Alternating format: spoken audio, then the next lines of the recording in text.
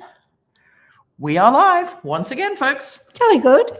We are live, I hope. Happy Tuesday and happy birthday, George Harrison in heaven. We are wearing our Here Comes the Sun colors today, especially for our George, wherever he is. Namaste, baby. We're really excited to get today's guest on. He is also a podcast host, so we're a bit nervous today because we're having to ply our trade in front of professionals, and it's like, oops a daisy. Just checking upstairs that Martin can see us. We are good, excellent. And Robert Rodriguez is our guest today, who is a fabulous, not only an author and a podcaster, but I would say a researcher and a bit of a savant when it comes to not just Beatles, but all things music and recording and so on and so forth. So Robert has written extensively about the Beatles, 5 books so far. So it puts me to shame. I haven't started on one, including Solo in the 70s and 2012's acclaimed Revolver, How the Beatles Reimagined Rock and Roll. He's the host of the Something About the Beatles podcast. He's contributed numerous articles to Beatle Fan magazine and has been a regular interviewee on radio and TV about the group. Robert is also the creator of the Frequently Asked Questions book series for Hal Leonard, the world's largest print music publisher, and he maintains a daily archival page on Facebook where you can learn about the rock world the Beatles inhabited. And today we're here more specifically to dive into Volume 1 of Ribbons of Rust, which he has just co-authored with one of our lovely previous guests, Jerry Hammock. So confetti and applause all around for Robert Rodriguez. Welcome, Robert. Hello, Robert. Good morning. Great to see you guys. A lovely George matching shirts for his what would it have been, his 82nd birthday, I guess. It is. Yeah, there's a funny, we were in Bahamas. They were filming Help. And my birthday is the 15th and George is 10 days later. So on the 20th, we had a joint birthday party and they had a German pastry chef who made a beautiful German chocolate cake with a big nasty brown chocolate beetle on it. Insect beetle. A kafer beetle, an insect beetle. And he wrote, "Happy birthday, J-A-J-A-J-A, yeah, in German, yeah. Perfect. I wish we had a picture of the cake, but unfortunately we don't. So I'm butting in. It's Madam's show. So yes, okay. So for starters, where did it all begin? How did you first become interested in the Beatles? That's an interesting question because I wasn't of age to be a fan in real time, and that has its pluses and minuses. Sometimes when I talk to so many first-gen fans, and a lot of them went on to change the world after seeing them on the Sullivan Show, ended up in great bands or ended up having careers in the arts because of what they witnessed that night. That's how huge their impact was. So I only vicariously can get that real-time excitement. But my gateway drug was in the 70s, the Red and the Blue albums. And those compilations when they came out. It's funny, I talked to plenty of people my age that that was their gateway drug too. I will say that in my community, among my peers, at that time, there was nothing less cool than being a Beatles fan because everybody was into Pink Floyd and Led Zeppelin and things like that. And that's your parents' music, that's your older siblings' music. But so I had to kind of like protect and keep it sort of on the down low that I was a freak for this stuff until my time came. A closet Beatle fan. That was exactly a DL. The kids say on the DL now, wouldn't they? Down low. So you didn't have enough Riz if you were a Beatle fan, I suppose. That word, yes. I must figure out what it means someday. Charisma, Riz. Oh, charisma. Okay. It's the middle bit of that. So you've written also several other books that I mentioned at the top of the show prior to collaborating with Jerry. Tell us a little bit about, when you get the germ of an idea for a book like Solo in the 70s, or let's say Revolver, How the Beatles Reimagined Rock and Roll. Mm-hmm. Does it come to you? Does the title come to you, or are you listening to a piece of music and you go, God, that'd be a great niche for, how did the Revolver book come about creatively? It's sort of like when you're a hammer, everything looks like a nail. And I get ideas constantly. Somebody will say something, or I'll come across something random in a piece of reading, and I'm thinking, I want to know more. On the Myers-Briggs, I'm an INTJ, so it's like we have to dig and dig and dig. It's like till we're satisfied we've got all there is to know about something. And most people, the world considers that geekiness or dorkiness or whatever, but it's an itch that needs to be scratched. So it had occurred to me that Revolver was an album that didn't quite get the same spotlight as Pepper. And I've done a lot of thinking and researching and talking to people about this, and there are reasons.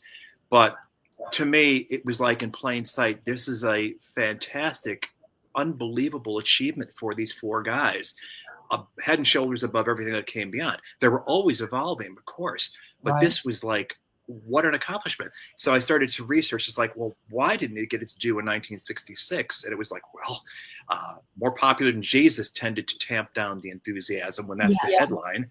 Not great PR. Yeah, right. So there were reasons. But I think in the CD era, when we got the full-blown British iteration on CD, so people could hear what that Beatles had actually put out in 66, that tended to sort of get to this point of reassessment. It's like, oh, this really was an amazing album, and too bad we got a truncated version in the States. But certainly the Brit pop bands of the mid 90s were getting into it, sort of taking their visual cues off the Beatles of 66.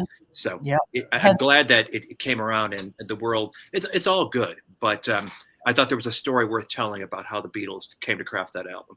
Well, and, you know, Oasis springs to mind, right? There wouldn't be an Oasis if they hadn't gone back and rediscovered that whole era, of course. And now, you know, they're in their reunion phase, and people are flying across the world to see them. Yes.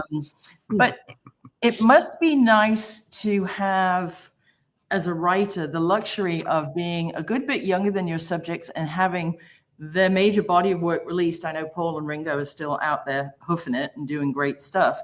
But because you can then go back in time and cherry pick, like Rubber Soul would be my favorite album. Just is. Don't know why, but, you know, maybe it's... You're not alone.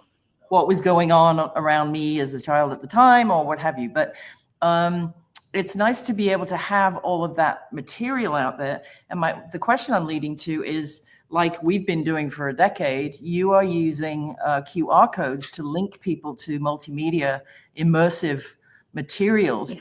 There's so much of it out there. How on earth do you pick which Pathé Marconi newsreel to link to? Or, you know, that's another whole writing exercise, isn't it? Yes, that's a really good point, because there is too much choice potentially. But that's where you being a curator comes in. You know, you can do all kinds of research. You can, I mean, my main thing, if there's anything I'm good at or that I tend to focus at as a writer and researcher, it's context, placing people into the world that, as we get increasingly distant from it, it's a lot harder to understand when, if you're a music fan, you've heard everything now, you've seen everything now. In 1966, this stuff was new. In 1956, Elvis and Lonnie Donegan was new. So it's impossible for people born decades later to feel the same impact, as I kind of alluded to anyway, as like a second generation Beatle fan. So what you have to do is, well, what would the people of that era have witnessed? What would they have seen? And you've got this beautiful archive on YouTube of British Pathé newsreels. So, here's one on rationing, the end of rationing in 1954. What a great starting point for the book, because this is where the convergence comes in of suddenly kids born in wartime, 1939, 1940 in Britain, they're becoming teenagers, they're becoming autonomous, they're, you know, getting to the point, as we all do as teenagers, we're sort of rejecting your parents' culture. We want our culture. We're going to identify, you know, this is our identity, not what you guys shoved down our throats. So that's happening. Rationing's ending. They've got a bit more access to things that they couldn't get before. And then lo and behold, this British guy is singing American blues things with conviction. Lonnie Donegan is singing Lead Belly. Yeah. Who knew such a thing was possible? And the other side of the pond, Bill Haley cracks it with Rock Around the Clock, which is sort of this forbidden fruit thing from the Blackboard Jungle, this Certificate X film in Britain. And then Elvis right on the heels of that.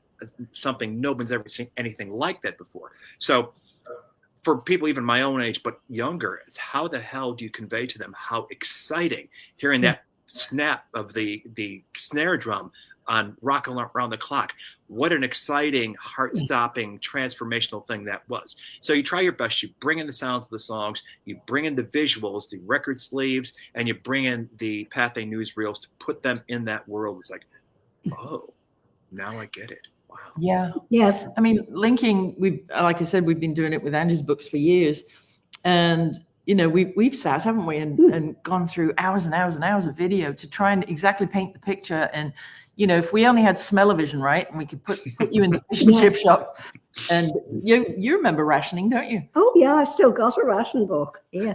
Wow. Yes, that is such a cool artifact at the time. And, we obviously weren't being bombed and invaded during World War II, but certainly people, my parents' generation, generations before, you live through that. You never forget the Depression. You never forget the war. Yeah. The war. It was always the war. You knew which war when they said the war. Yeah. The big one. War. Yeah. My war. Yeah. Uh-huh. Yeah. Well, people say to me now, with all the problems that are going on in the world, I say, hey, Hitler couldn't get me, so nothing else is going to get me. Right. I'm still here. I got through that. I can get through this. Exactly. Sure. Whatever it is, she's like, I see you, whatever. I raise you, Adolf Hitler. She's still here. Yeah. Follow that. Yeah. That's absolutely. We didn't think we were having a hard time, though. We just got on with it. Exactly. Yeah. You got on. It was you had no frame of reference. This is your normal. Yeah. Right. So how did you and Jerry research and document all the nuanced pieces and, the creative evolution during those informative years, when you first started working together? I'm blessed to know Jerry Hammack because in addition to being a superb writer and a technical head, I'm not technical. So you want to talk about limiters and compressors and noise gates and all that stuff, my eyes will glaze over like a lot of people's will. But he's got the gift of being able to explain it away. Oh, that's what I'm hearing. And he's been researching this to death for decades now as a producer himself, as a musician himself. So he is able to understand as a practitioner what the Beatles were doing as he's, reverse engineering it, as it were. But as he likes to say, it's like, I can tell you everything that went on inside the studio. You're the guy that knows everything that went on outside the studio. And being, a history geek as I've been my entire life, even before I discovered the Beatles, when I was in single digits, I used to read the encyclopedia for fun because we had one in the house, and furthering my alienation from my peers. But it's paid off in the long run, I suppose. Yeah. But, well, so when you got together and decided that the divide and conquer was quite obvious, wasn't it? He was the tech head, and you were the history, pop culture icon buff. Yeah. And so we there's plenty of things out there that explain the records per se. And in his own previous series, as you know, you had him on the show, the Recording Reference Manual series, anything you want to know from the Beatles stepping foot into that studio, he's got you covered. But what he lacked and what he recognized as a lack is, well, what was the context around them? What were they listening to? What was inspiring them? What was informing their decisions as artists? And that's where I came in. So to do a book like this, and I've done this now for a few of my books, I did it for Solo in the 70s, I did it with Revolver, is I create a timeline. I start with a timeline because that's sort of a good roadmap if you know what was going on in the world, what were the releases coming out, what would they have been listening to. Yeah. It's like you connect the dots from that. It's like, oh, they heard this and this happened the following week, or so that's how you start to make sense of it. Right. And today being George's 82nd birthday, he obviously had an enormous influence when he got interested in the Ayurvedic arts and the mystical and all things Indian. Of course, being a musician, the first thing he's going to go to outside of yoga and diet and meditation is, well, what are the instruments? What do they play? There's a song that I don't believe it's ever been released on vinyl, correct me if I'm wrong, called Dehradun. Mm-hmm. Have you heard it? It came out in the digital era. I don't know if there's a vinyl release, but written in India. Dehradun. And coincident, the way the world ties little bows around things, one of our clients, one of our chefs that we represent, he's a Michelin star chef out of Houston called Chef Mayank Istwal from Musafir, which means traveler. He was born in Dehradun. Oh, wow.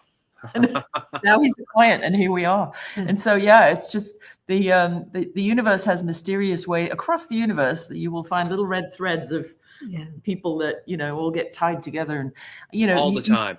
You think about George, if George hadn't gone down that path, and Ravi Shankar and them going to Rishikesh, who knows if any of those songs would have been written? Certainly not Dear Prudence.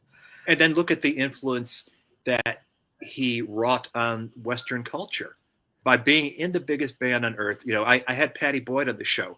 She was the one that initially brought up the Eastern stuff. She saw an ad for a lecture by the Maharishi in London, the practitioner of TM, Transcendental Meditation. She turns on George. George turns on the Beatles. The Beatles turn on youth culture. Words like, karma and yoga and all these things we take for granted as part of the vocabulary today, all drawn from Eastern culture. The Beatles was the pipeline for that. Well, and also, if you think about it, food, George was an early investor in one of London's first Indian restaurants. That's right. And so, the food culture changed. We got deep into this with Chef Mayank about, when he was way before he was born, but their village and their region, which is at the foot of the Himalayas, has the Beatles to thank for turning the world onto Indian food is the way they look at it, which is a whole nother avenue outside of music in the pop culture world that you just don't even really tie back to George. But in my mind, he can take credit for it. Sure. And that's the thing about the Beatles generally, is that when you drill down, if you're enough of a student of them that you want to understand what influenced them and where that particular thing on a song came from. Sword mandol, what is that? Oh, it's an Indian instrument, tambura. You can go down that way. Or, I'm listening to Star Club tapes. They're doing a Fats Waller song. Who's Fats Waller? You can go down that direction. Right. The education you can get to a thoughtful, analytical listener and student of the Beatles will take you everywhere in the world. Yes. They're the gift that keeps on giving in that way, and on so many other levels too. But that was the thing that if you're a curious person and you want to understand things, you suss out the Beatles story and then you start drilling down deeper. So with this book, I was trying to, where did these early songs of the Beatles, where did this stuff come from? What was influencing them? And then you come to the reckoning that, well, wait a minute. Rock and roll didn't hit them till they were 15, 16 years old. Right. Their musicality prior to that, well, what were they listening to? The Music Hall, show tunes, Great American Songbook, whatever was on BBC Light programming. So they're absorbing all this stuff. So, of course, right out of the gate, when they start crafting their own material, it's bigger than rock and roll. It's bigger than 1-4-5 blues progressions. It's way bigger than that because they're creative, smart people that are repurposing absolutely everything around them. Yeah. Well, and Liverpool was also a big port, wasn't it? The musical influence. I mean, what were you listening to growing up? Angie's a good bit older. She's 95. But I like classical music, and I was a piano student, and I was real boring. 4 hours a day I would practice without having to be asked or anything. I loved it. And people used to say, oh God, she's playing that bloody Warsaw concerto again. This is when I was like 12, 13. But 14. on the radios, there'd be Glenn Miller, big band, the big band stuff. Yeah, the American. and stuff from the variety theatres, like Happy Days Are Here Again, the Billy Cotton Band show. And also Carolina Moon and the Barbershop Quartet, the McCartney family, every New Year's Eve, wherever they are, they still get around the piano, and all the women go out and clean up the kitchen and get the next round of drinks in, and the men all sing Carolina Moon. An incredible richness that you take for granted, because at some point, certainly during the 60s, during the Beatles hit-making era, you can look at any chart for any top 40 radio station, and there might be Painted Black by the Stones alongside Something Stupid by Frank Sinatra, alongside Hello Dolly by Louis Armstrong. It was incredibly diverse, incredibly, just broad spectrum of music that you can get an education from. And eventually it became more balkanized as, radios became tightly formatted, and this is MOR, this is MOR, whatever. So again, you can be, if you recognize the value of that, you can be a bit jealous of the previous generations who got a much wider education. Yeah. When you just said timeline, I mean, how lucky, I've said it before and I'll say it again, Chuck. How lucky are we to be alive in the timeline of the billions of years of the universe? And we're in this little tiny blip where we have the Beatles, we have Mozart, we have, to Elizabeth's point, Mozart, we have Salvador Dali, we have Picasso, we have Jules Verne. To me, growing up sort of in the bubble, the Beatles were the Jules Vernes of my world, because I would get postcards from all over the place. I'd be like, where's Miami? So I'd go and get the book. I'd go and get an atlas and look it up. They were the Jules Verne's that went out for us, the general public, the fans, and discovered these new things, instruments, what was on the radio, what was playing in the limo on the way to the gig. And they weren't these sort of uppity stars who would not talk to anybody. They'd quiz taxi drivers and housekeepers and things like that. Well, what are you listening to? John was mostly very inquisitive, and he'd always want to know, what was going on outside their bubble. And I think they had this incredible ability to stand on the stage and do their job, but also still connect with their fans and their people, and be able to be inquisitive, like you say, and then go find those things and bring them to the fore. It is not an accident that we still revere their music, and it stands today every bit as fresh as it was the day it was made. And their individual capacity for receptivity and open-mindedness, that's not an accident. The reason it is so fresh and diverse is because, again, they're the hammers, everything's a nail, they're bringing everything to them. What can we do with this record that we like, that we can build on it, make it a little bit better? And everything was fair game. Any kind of idea, the best idea in the room won every time. Right, because they didn't really have an ego about it, especially if you watch all of the Peter Jackson stuff now. Obviously, John and Paul were the type A who were going to get it done no matter what. But again, I think just the magic of the four of them, Pete Best is a lovely man and an incredible drummer, but Ringo just had those out of the box ideas that, I think of Ringo as an arranger. A lot of their songs wouldn't be the same if you just had a 4 on the floor drum beat. Exactly. Yeah, he was beyond the atom beat. And that, I think, was a big, big key to the quality of the records they made, was his versatility, his apprenticeship at Butlins and playing for every kind of crowd, that he could do the Latin thing. He could do the cha-cha. He could do and he's whatever was left-handed, Yeah. which is amazing. He's left-handed, and he'd have to show up to a gig and play a right-handed kit.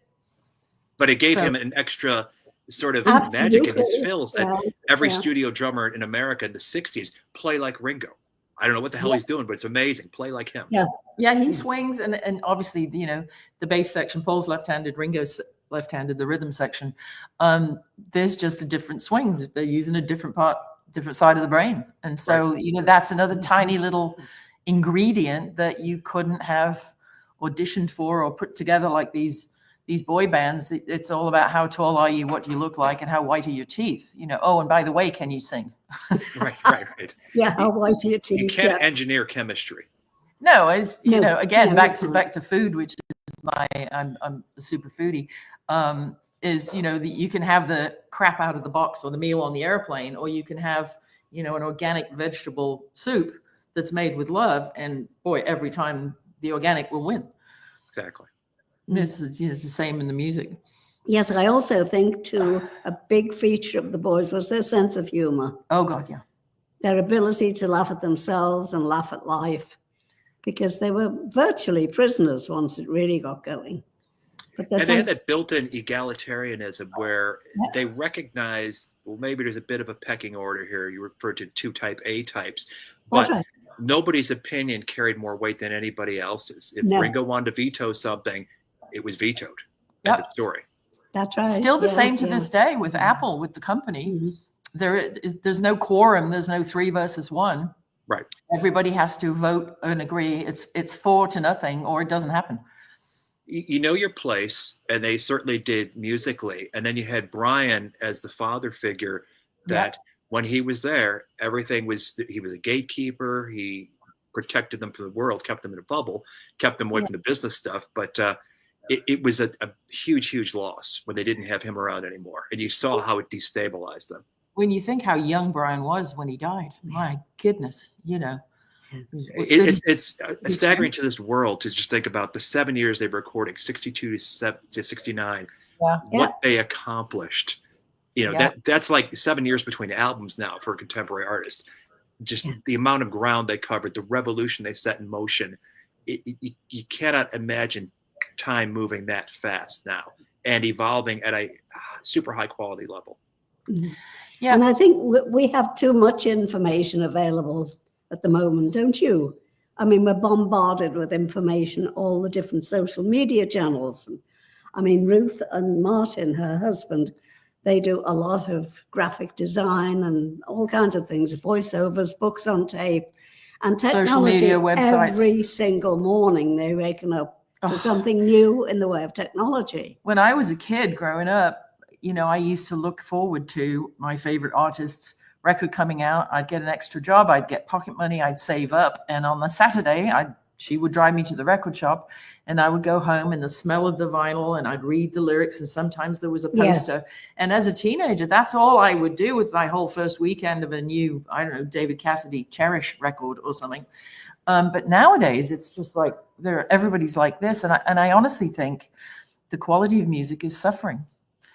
I think that the far outstripping of technology to human beings' ability to absorb it comfortably has really made a difference with why everybody is so stressed out now. It's way too much. And that whole tactile thing you described with a brand new record, I mean, it's almost like we lived in the last golden era of that stuff. A 12 by 12 template of a piece of art. Sometimes there'd be a booklet in it. Sometimes there'd be a poster in it. But you can remember what it felt like, what it smelled like, that buzz you'd get out stripping the shrink wrap off of it and watching that new label spin and just absorbing it. Now you skip a track if you're buying a CD, or worse yet, you're downloading individual tracks. It's not the same thing. It's not the same vision that the creator had for that. You've got a bit of latitude where you're making yourself part of the process, and maybe there's something to be said for that. But if an artist has a vision, and the Beatles certainly were masters of sequencing with them and George Martin, and of presentation, and starting down with this song and ending on this note here, they knew exactly what they were doing. You take away that control, put it in the hands of the listeners. To my ears, or my mindset, it's a bit of a diminished experience than the one that they originally intended for you. Yeah, and also, in those times that you had people that became, Peter Max, for example, who became famous as, the artist, the album cover artwork people. There was a whole genre. Hypnosis. Remember them in the 70s? Hypnosis. Yeah, absolutely. Yeah. And they went on to have art galleries, and these people would have art showings and so on and so forth. May Pang, our dear friend May, she's still out there with some of her photographs from, her John days. And so again, because they were absolute perfectionists and had this notion of the whole product should be as representative and as organic as it could be to represent them, they spawned a whole world of, album cover art and photographers and stylists. And who knew? I mean, that wasn't a thing in the 60s, but, Isn't it astonishing when you think about it in the history of the Beatles that it was their tremendous fortune? And maybe somebody more steeped in this stuff can give an explanation through the laws of attraction. But from day one, before they were anybody, they go to Hamburg, West Germany, they run into a Klaus Voormann and an Astrid Kirchherr and a Jürgen Vollmer, world-class artists and photographers. They get drawn into the world. Their lives are rocked ever after. The Beatles are. And you look at something like John's rock and roll album cover, Jürgen Vollmer. Yeah, this is art stuff. It was not intended as an album cover, as a snapshot, or the pictures, the fairground pictures Astrid took. So all along the line, Bob Whitaker and Robert Freeman, it was their great fortune. And then later on, an Ethan Russell, a Linda Eastman, all these tremendous people with great eyes that were simpatico on some kind of artistic vision level were drawn to them and gave us something out of that, documenting the Beatles at whatever point in their career. And yes, if you're talking about album covers and design and all that stuff, the Pepper album, the most expensive album cover to that point, a gatefold, lyrics on it. That's where you really have the Beatles putting the world on notice. This is art, folks. Pay attention. This isn't just a rock and roll collection of potential hit singles. No, and weren't you saying the other day there's a theory afoot that the drum and the pepper and the placement may have been based on another photograph? Yes, one near and dear to your family. Yeah. Jim Mack's band. Jim Mack's band, yeah. And I was telling Robert that my dad's band from the 1920s, there's a little known movie in America. It's famous in England called Ethel and Ernest, and it's a cartoon. I wouldn't say it's a cartoon. It's a graphic novel movie voiced by some very famous people, Brenda Blethyn and Oscar and BAFTA winning actors. And they wanted Walking in the Park with Eloise, my dad's song, for it. And Paul agreed. MPL has the publishing and the administration rights, and said, wouldn't it be great if we bookended it? I've never had a song in a movie with my dad's song. And so, of course, they're going to go, well, yeah.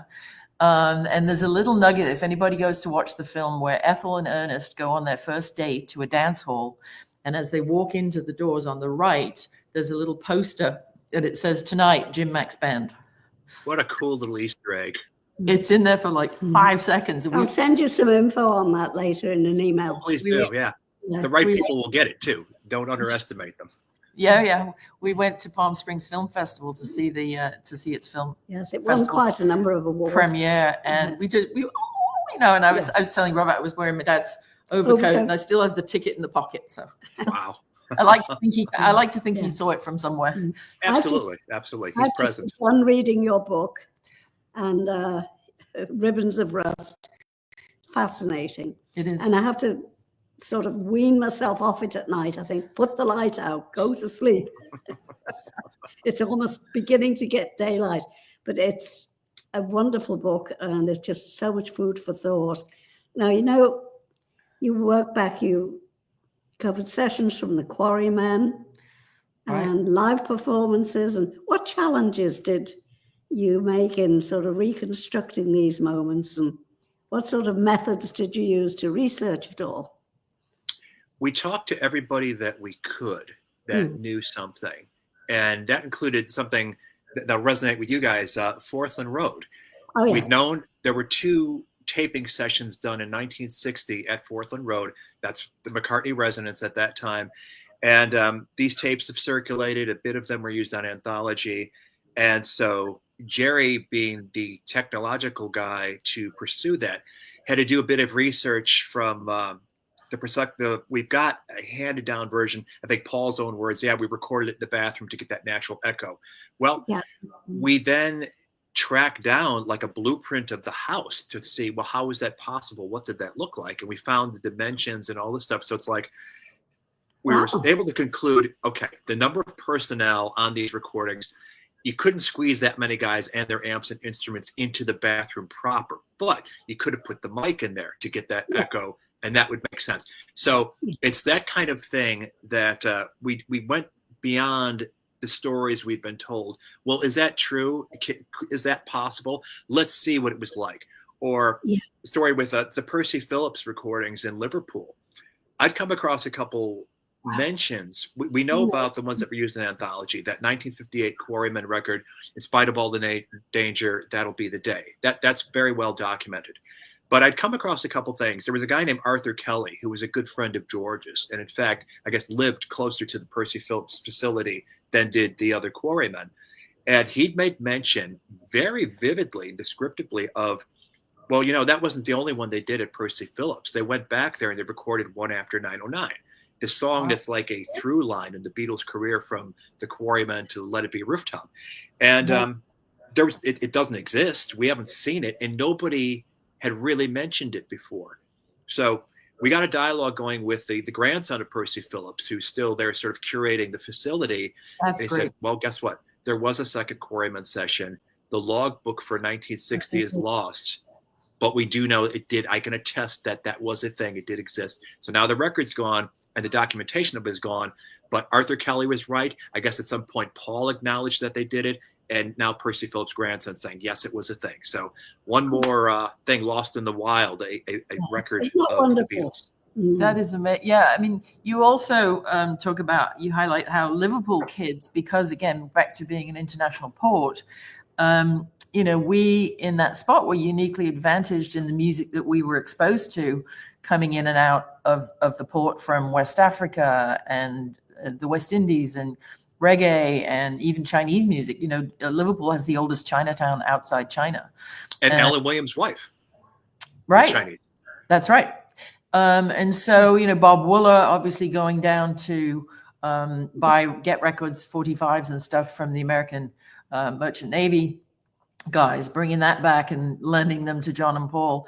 So, I mean, do you think that's why so many bands from the Northwest kind of exploded when, let's say Newcastle, Edinburgh, Birmingham, Manchester. they weren't quite so curious and prolific. Is there something in your research that makes you think that the exposure to international music really made a difference?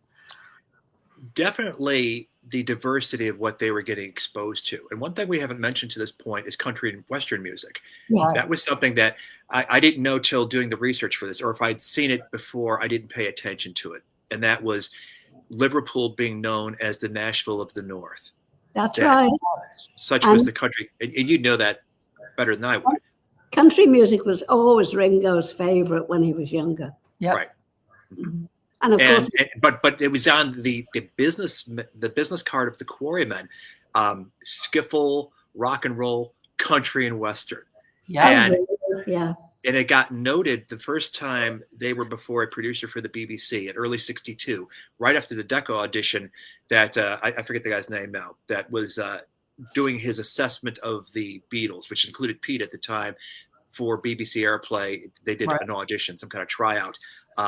More country and Western influence than rock and roll, which is an interesting observation about the Beatles that we know. But then it manifests itself as the incredible sort of collation that the Love Me Do record was, of that blues harp and the sort of country stylings, whatever else it is. It's not particularly rock and roll, but it was an earworm. Well, and it was also easier and cheaper to make a tea chest bass, literally out of a tea chest, and a broom handle and some string, or catgut, whatever you had. Not everybody had the money for an electric bass and cables and an amp, and they weren't that easy to come by. So if you were going to play skiffle, or it's not country, it's country and Western. Right. Because there's a difference. Country and Western, right. And because we lived in Nashville for 3 years, and boy, I made that mistake only once. But yeah, I think for a lot of kids who wanted to emulate or, play the Village Fete and get in a band to meet girls, it was a lot easier to play that style of music because you could practically make your own, beatbox, or in your own teacher's bass. Thimbles and a washboard. Right. Spoons, they used to play the spoons. And on the subject of northern advantages, there was also Radio Luxembourg, whose signal was stronger in the north than it was in the south of England, bouncing off the ionosphere. And come 1956, when they start broadcasting Alan Freed as part of the Jamboree program on Saturday nights for the teens, that was amazing. They weren't getting served by the BBC. And the Beatles spoke of that. It was night, and sometimes the signal would be lousy, but we were able to hear this amazing stuff. So that was another pipeline they got to what was coming out in America. Obviously, if you lived in America, you'd be getting it a lot quicker, but at least they were getting it. Right. Luxembourg 208 was the AM signal, because I listened to it in the 70s as well. I used to take my transistor radio, and she'd say, "Lights out, time for bed. You got to go to school in the morning." And I'd have the tranny, under the pillow and the aerial sticking out, and that would be my Luxembourg 208. When you think about the pirate radio ships, wasn't that a brilliant? It was illegal because you didn't have to pay copyright, but wasn't it a brilliant idea? Yeah, the whole romanticism and absolutely, the artists that benefited from it were certainly there to bolster it and support it.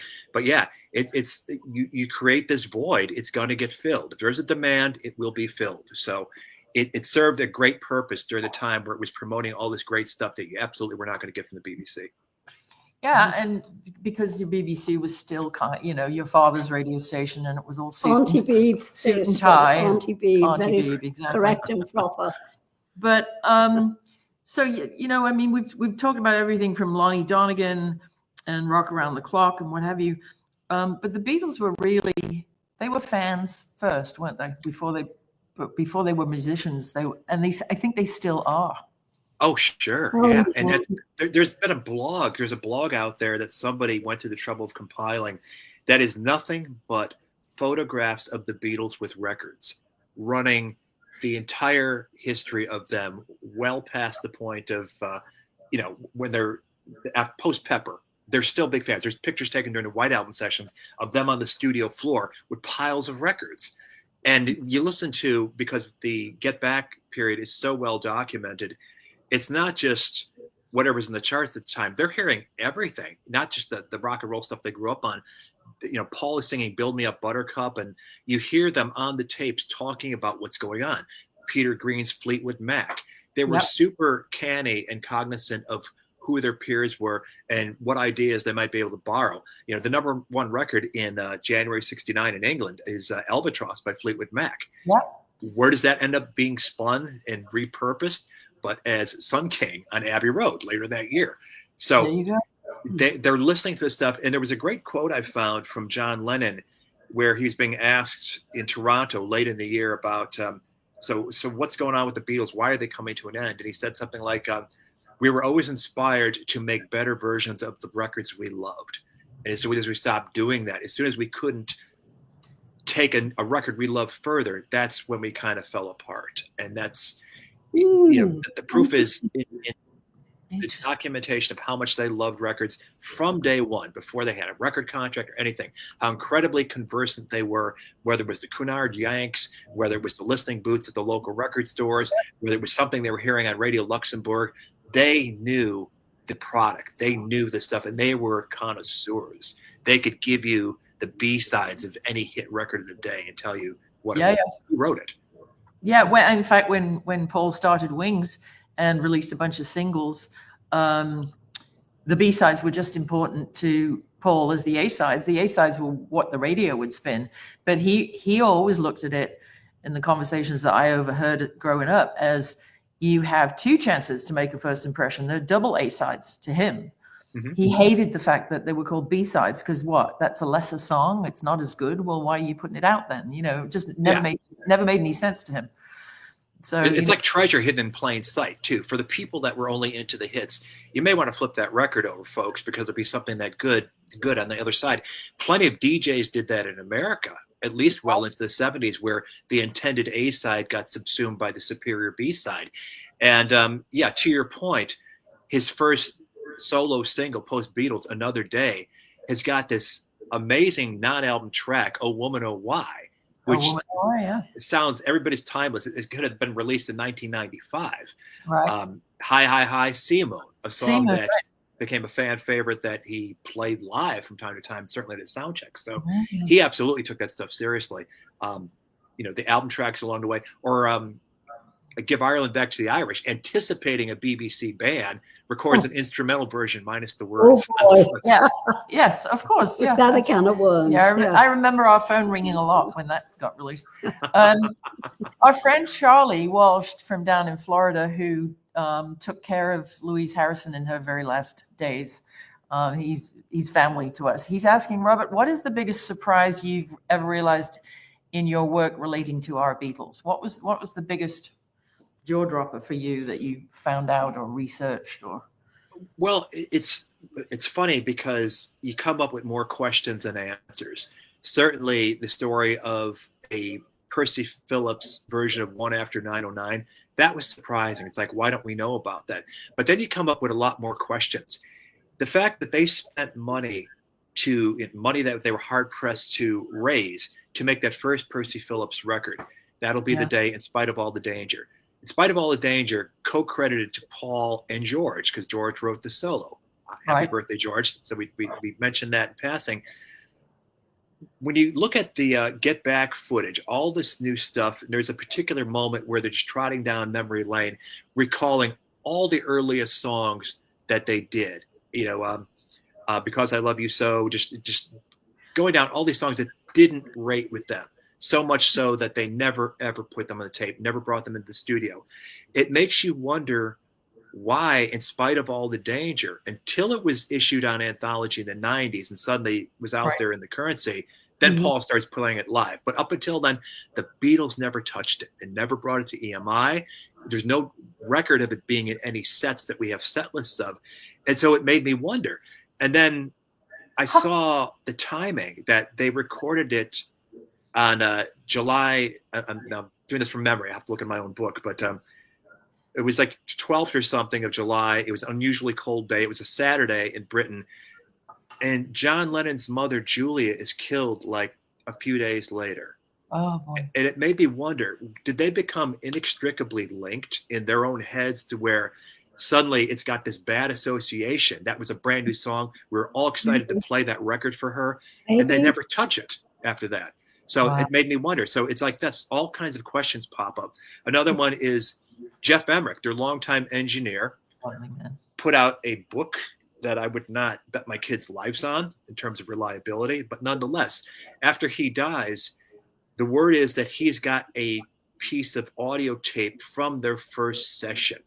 Wow. To EMI that he was told to get rid of this, and he took it home as a souvenir. Oh. So this is the story only surfaced after he died, so you couldn't really ask him about it. He certainly didn't bring it up during anthology, so it made us wonder, well, what is on this tape? And the word from people who've heard it says it seems to be from the June 6th audition, 62, with Pete Best.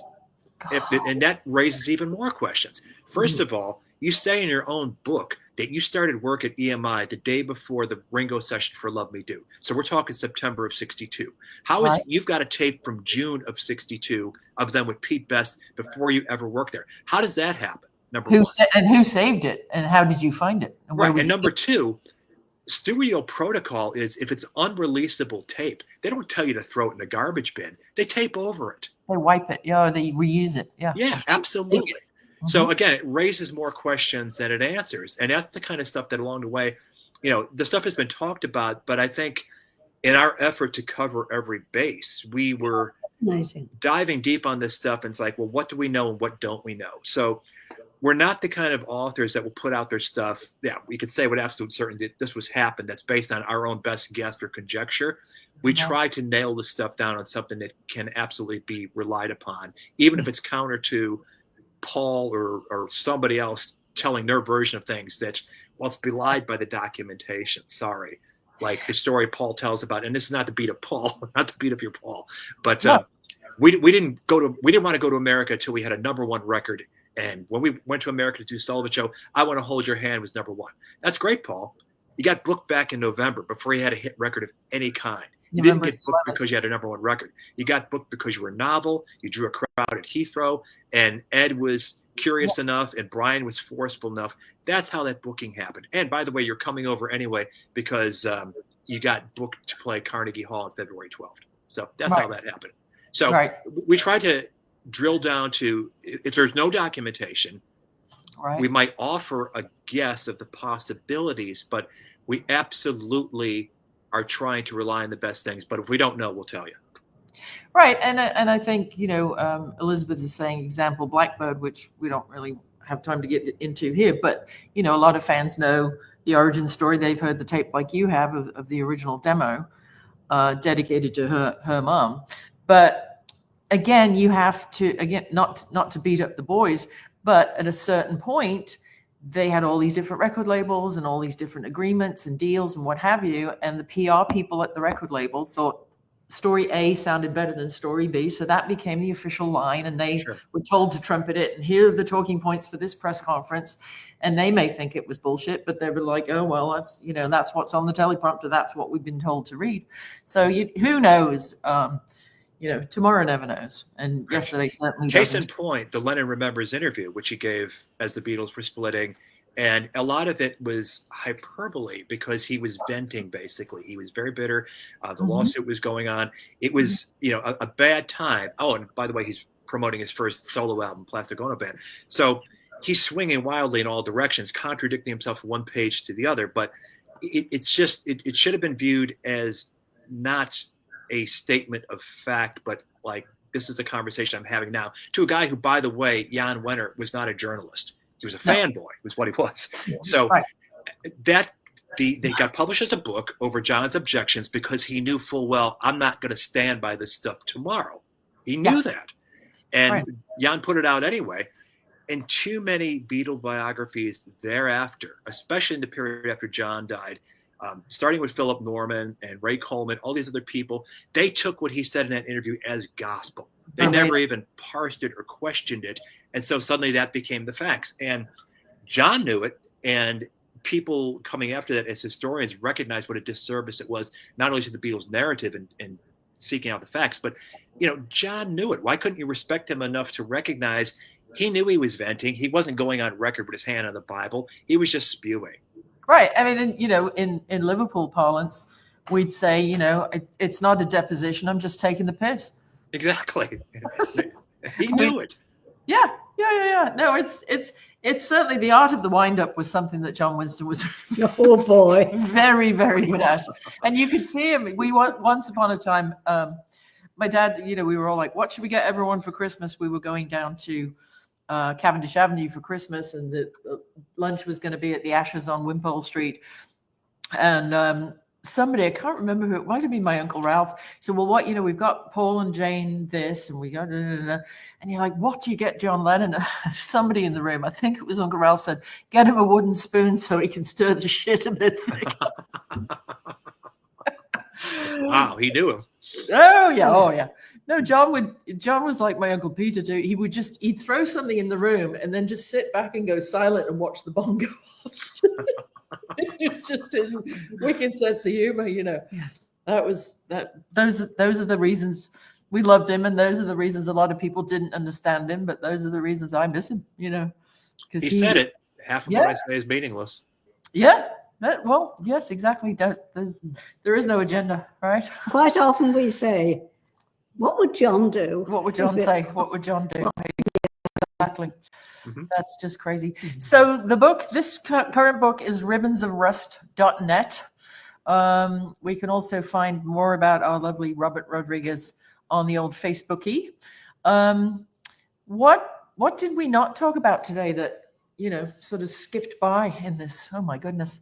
Fabulous. It meant a lot for me to come on your guys' show because I reckon that I'm an American, a distance away from rock and roll in the 50s and British wartime and all that stuff. And I figured, I have complete trust in Jerry's ability to cover the studio stuff. So I'm kind of on my own covering the history part.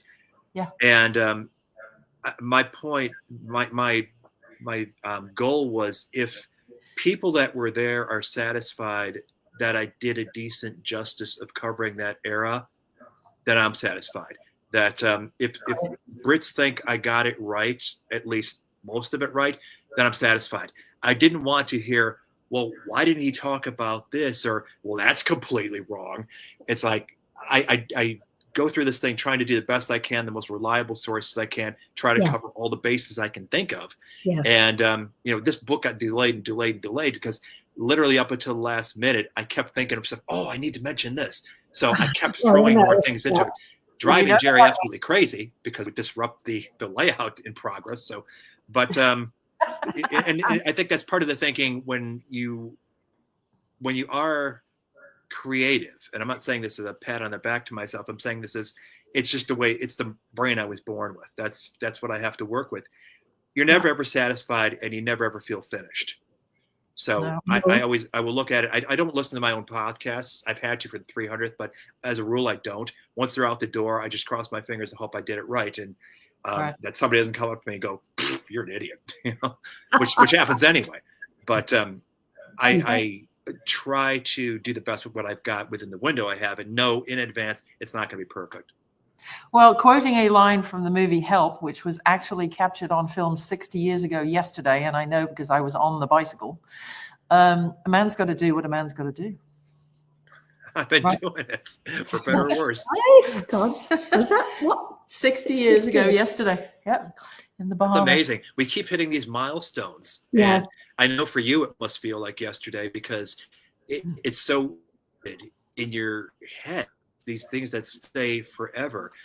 But there are people that beat up the Beatles like, why can't you answer who played bass on this track or something like that? They were busy living life at an accelerated pace that you will never ever imagine. And they weren't chronicling things as they went along. They were trying to get through the day onto the next deadline, the next box they had to tick off. And somebody, who among us answered the question, if I were to put it to you, so what were you doing September 28, 2015? What went on that day? You're going to tell me that you're going to remember conversations you had and stuff like that? Of course not. I think there's only Marilu Henner who could answer that. Exactly right. Exactly right. That I remember. Yes. So, boy, if I had that gift. Oh, I Oh, I think it don't would know. be I a think it's curse. a curse. Absolutely. Would you honestly want to know what you had for breakfast, lunch, and dinner every day of your life? I I would. wouldn't want to hold on to that mundane stuff, but if like I was doing a history of something of whatever was going on, I certainly that would be a useful thing to have. But I'm not a history maker. If each of the Beatles had that memory, fantastic. Yeah. Well, I don't know. You've made some history with all of your research and all of your writings and all of your love for, as Charlie calls them, our Beatles, because they are. They're, and we really appreciate you. I know how busy you are spending It's been great. the time with us Wonderful. today. And I just feel like I've been incredibly lucky that what was pure geekery as a kid when I started getting into this, it made you a social pariah for the most part, but there was a place to put it, and I've been incredibly lucky. Folks like yourselves, the people I've had on the show, we've talked about Mike McGear being on the show, and Patty Boyd and Ray Connolly numerous times, people near and dear to you, as well as other leading academics and people that are willing to talk to me and talk at length, and you establish a sort of quasi community with these people. Absolutely. And you try to bring it forward. So I've been very, very lucky that I've been in a position that people are willing to do this, willing to talk to me and get stories out of them. Some of them are gone now in the time since I've been doing this. But it to me is a big testament to the power and the magic of the Beatles that, you get asked why the Beatles a lot, and you can enumerate and quantify things. That isn't nearly defining it properly. It's magic. You cannot. It's like the quote about dancing about architecture. Explain it to be as there are no words. There is no medium that will do it. But you feel it. You absolutely feel it. People born decades after they broke up, you will the magic when you see it. And it's like a secular religion. It's instant community. People that in life, if I was standing next to them at the supermarket, oh, you're wearing a Beatles shirt. Boom, like an instant friend. Because you get it. That what else in the world has that kind of power? Well, and this is what's so great about the fest, and God bless Mark and Carol, because that's a lot of work. And Mark, we're all getting up there in age, but they love what they do, and they have really come a long way in their 55 years to helping create this worldwide family and the community. And then COVID hit, and then Tilly figured out Zoom, and they were able to get people on from Japan and broaden, share the love. And it really is. And in the end, right, because they've stopped being four people who are on the road making music, but the ripple effects from, clothing, fashion, Indian food, karma, yoga, lifestyle, just love in general and tolerance in general. It's the gift and humor. It's the gift that keeps on giving. It's something that I think was evident even in Liverpool, but it was projectable. It was a quality that certainly the 73 million people watching him on the Sullivan Show picked up on in America, and that is the power of friendship. It was clear these guys were pals. What you can do when you're with a group of your friends, you can have so much fun. And that's what made it suddenly attractive, that all of a sudden these people were all these bands were springing up. Fast forward to 2021, Peter Jackson puts out Get Back. We were told this was a dismal, horrible, miserable time. You see the evidence over and over and over again, how much these guys loved each other. And were such, the friendship was so deep. And I think you can't watch that stuff and not want to be a better person. Yeah. Well, they were in the foxhole. There are things that the two of them now know that nobody else on the planet will ever know. Not just catchphrases, but near misses, getting out of the Philippines alive in one piece. All of those things. It's almost, not to denigrate, because we have a lot of Army and Navy and veteran friends who I can't believe, and firefighters just recently, I can't believe those people's heroism for wanting to put their lives on the line. And I'm not saying rock and roll is anything like that, but when you've been through a situation in close quarters with your mates, it's almost like being on a film crew or in an Army unit, or in the chef community in a kitchen. When everybody yells yes chef, you're part of one organism, and those are big units. These were four people. That pressure cooker, absolutely. You get through that, you run that gauntlet, it will stay with you forever, and these are the only guys that know what I lived through. Absolutely. Okay. And yeah, there's quotes from the 4 Beatles talking about how sorry they felt for Elvis because he was one guy, but Yeah. they had each other. Yeah, they had their each other's 6, as they say. Well, our regular guests will know that our very special guests always, the Limerick lady is here, and our very special guests always get a hand-penned limerick. Don't go anywhere, Robert. If you are sitting comfortably, it is limerick time, for Mr. Robert. Are you ready? And we're projecting. We're breathing. We're breathing in. I have to sit up straight and breathe and project. Okay. And a 1, 2, 3. Rodriguez. Oh, there you go. See, after 3, and I'm buggered. The director's yelling I focus. nearly said another word. We'll phone you. Yeah, don't call us. No. 1, 2, 3. Rodriguez guides us through the past of Beatles lore, which is so vast. With Pathé reels to see, the QR codes set free. Thank you, Robert, for insights that last. Wow. Thank you. Wow. That is amazing. It's cheap. I don't know. It's amazing, but it's what we came up with at happy hour at the bar last night in the kitchen. So. Oh, not that it shows or anything. Yeah, not that it shows. There we go. That was great. Thank you so much. So yes, please go to ribbonsofrust.net and go find Robert's other books on Amazon. You'll see this will go on the front page of the McCartney Times at mccartney.com by the end of the day, and also on our YouTube channel. Please go buy all of his books. He's a truly amazing and lovely human. And thank you for joining us all today. And we will see you all of a sudden. Bye-bye. This was fabulous. Thank you so much for having me. I had a blast. Thank you. Us too. Bye-bye. Bye-bye.